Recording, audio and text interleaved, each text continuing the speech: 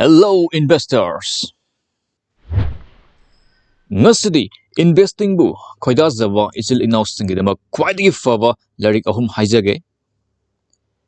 Larik ahum si haidringaida aina hana haijaning basi isada hana invest tawiu. Nasada invest tawjabasina khwaidagi faba investment ni Warren Buffett. Haibadi kanaba loksing fangnabagidamag larik leiraga paba taragadi nasada invest tawjaribani. Madudagi fanglakfa lauksingdo siznaraga atay mafamda invest tawbada henna mai pakani. Aduna larik hana paviu football yam pamjayina sungtam tamdana sanaragadi karangda bolitpadada thabak ama oinani. Aduna investing hana hekta tawshinbiganu hana tambiu.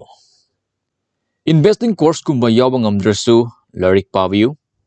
Larik ahum se paviu knowledge mayam phangani.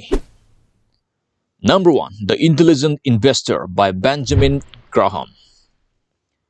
Iriba wahi wata karadi lugani adubu investing di Bible ni haina khangnaribani. Number 2, Learn to Earn by Peter Lynch. Investing gi kaktanatana business pamjaba ichlenau singi yamna kanagani. Number 3, Investonomy by Pranjal Kamara. Masigi laraksidagi hana paba hoviu.